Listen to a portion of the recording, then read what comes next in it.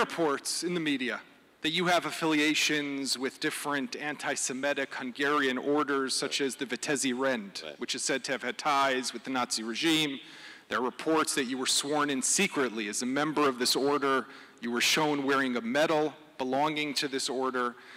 You must, I'm sure you're aware of the sensitivity that this has for the Jewish community. What can you say to address those reports? Well, first things first, thank you for this opportunity. And I'd like to thank everybody who has stood by me and this administration for the last 15 weeks.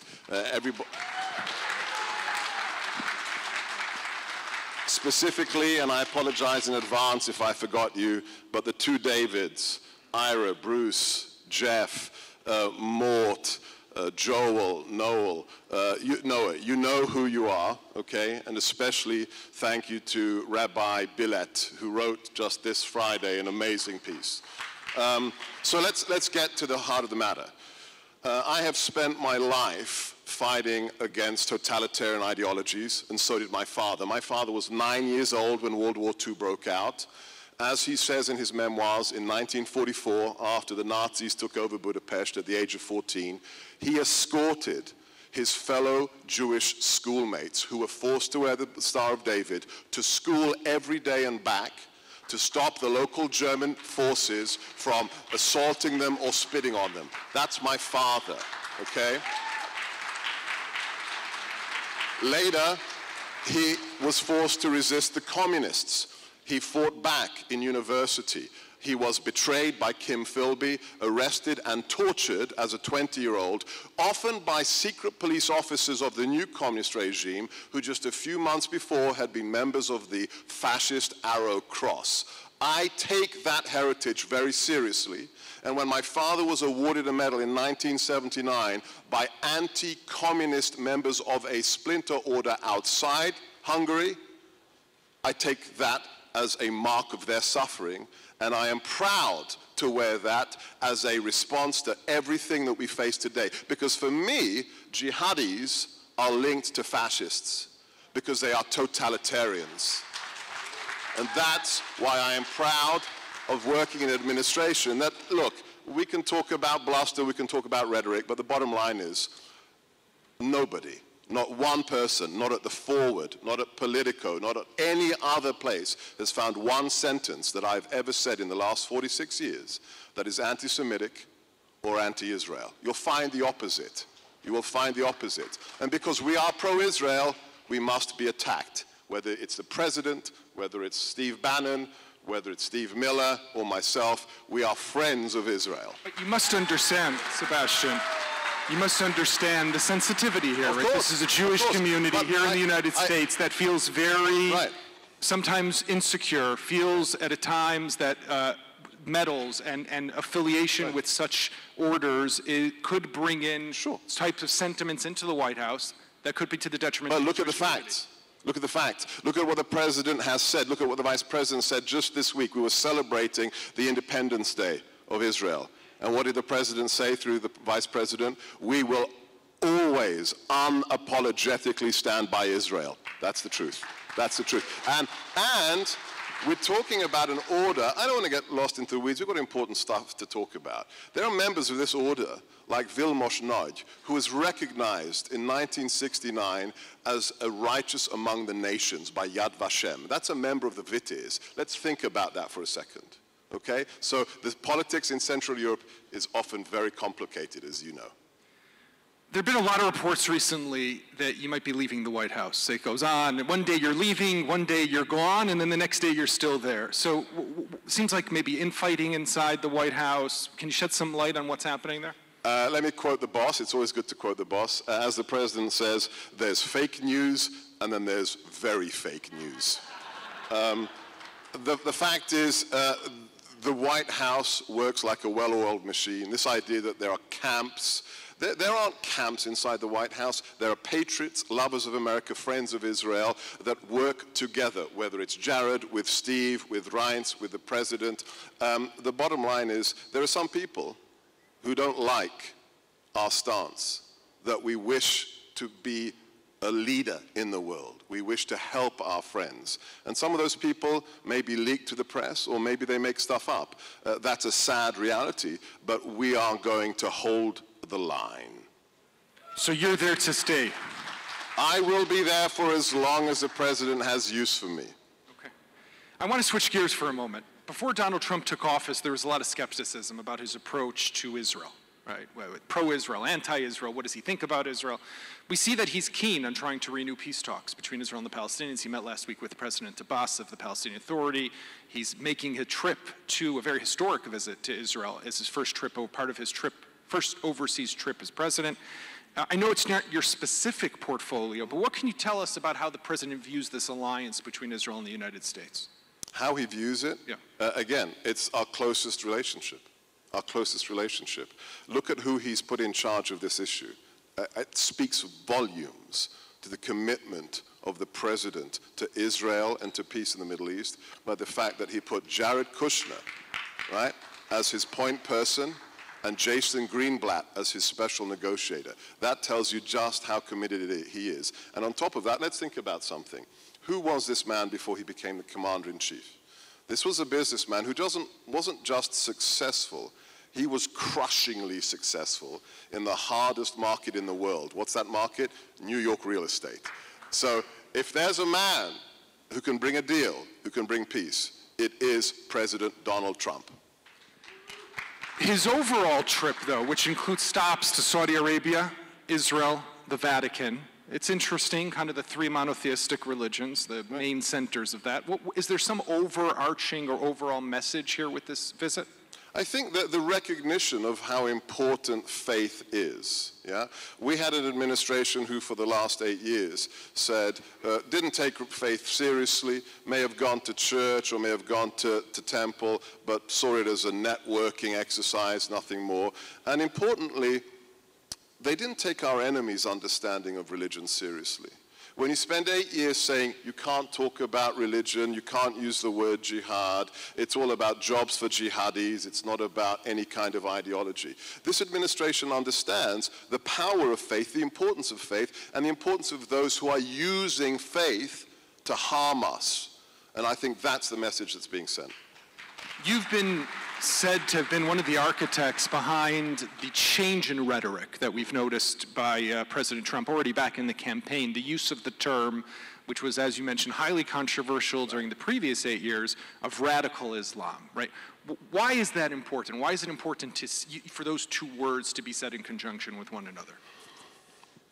Imagine if in 1944, as America and her allies are preparing to storm the beaches at Normandy, imagine if anybody, the president, theater commander, a local unit leader, had said to the troops, okay, is your weapon ready?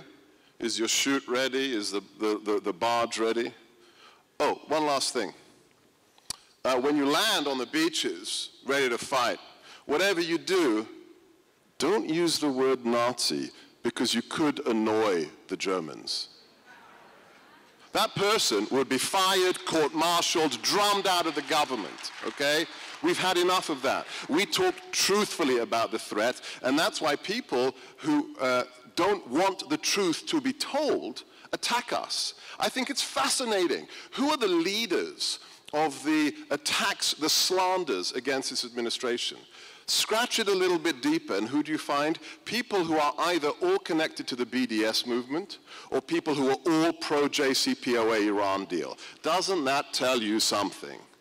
So we say, speak truthfully about the threats, and the president said, remember all the fake news about, oh, he's going to climb down, and he's not going to talk about it the way he did during the campaign. Look at the video of the joint session of Congress. What was the moment where the president stopped and stressed 3 words the most? It's when he stopped, looked at the camera, and said, the enemy is radical Islamic terrorism. We are not stepping down. We are not watering down our message. He understands the threat, and he will obliterate it. There are those, though, who say that this obsession, or this way of categorizing and characterizing the threat, makes you and the administration, but even particularly you, Islamophobe, right? That you're actually against Islam as a religion. Let me, I had the honor of spending 6.5 years in the Defense Department teaching counterterrorism.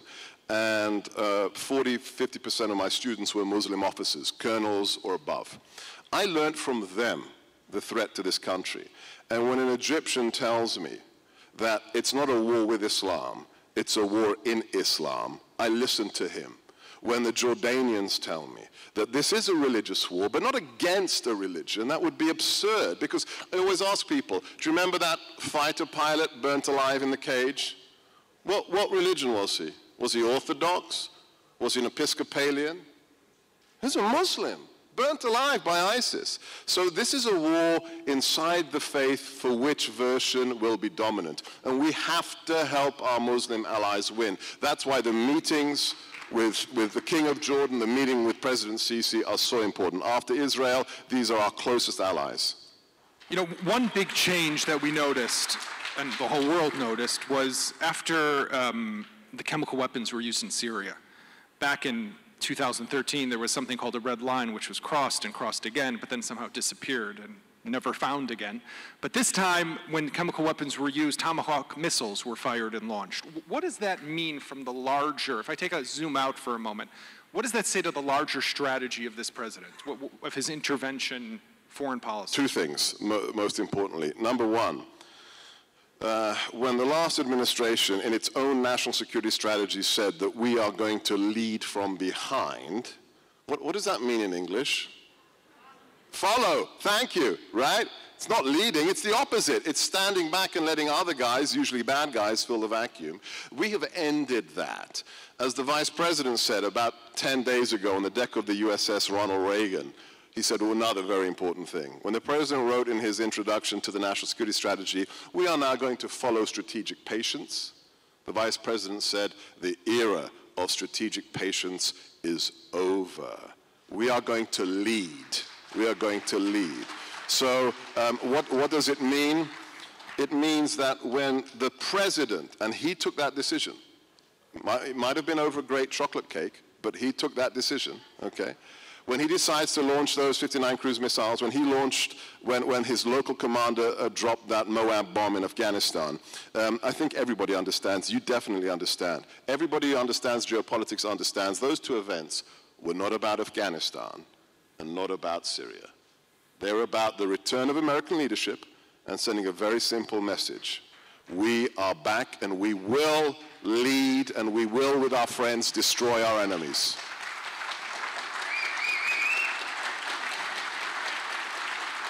So when we think about moving towards the future, there's a lot of talk now about what's happening in Syria, splitting it up into different parts, pieces of land, and America not being able to fly over different parts.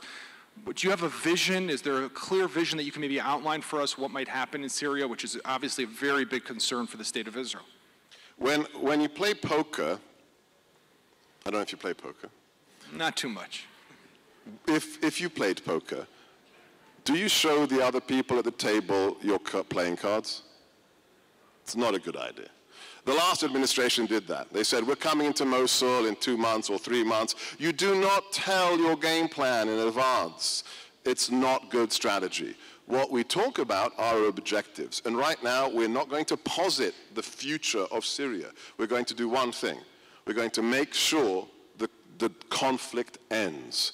And on top of that, we've sent the very clear message. You will not, nobody will use weapons of mass destruction against unarmed women and children. The objective is to stop the war.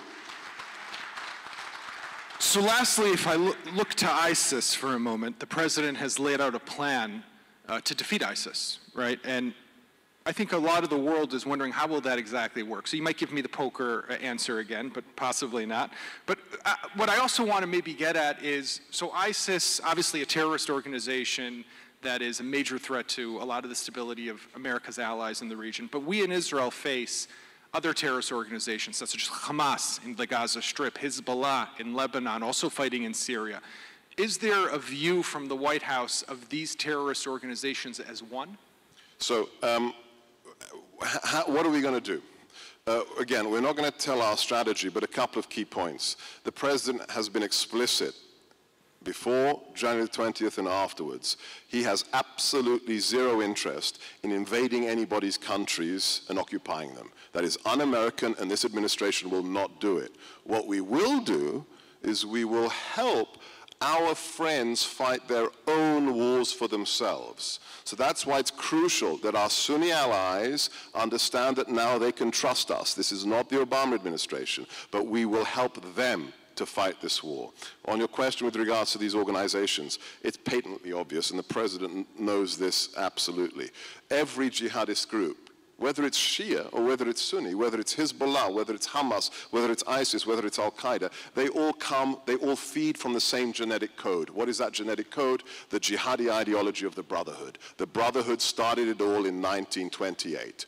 And we know that they share the same goal, and that goal is against everything we represent. I won't talk about strategy, I'll talk about objective. This is just Sebastian Gorka. The objective we have is a very simple one. We know we will have won when the black flag of jihad is as reviled and rejected around the world as the swastika of the Nazi Third Reich.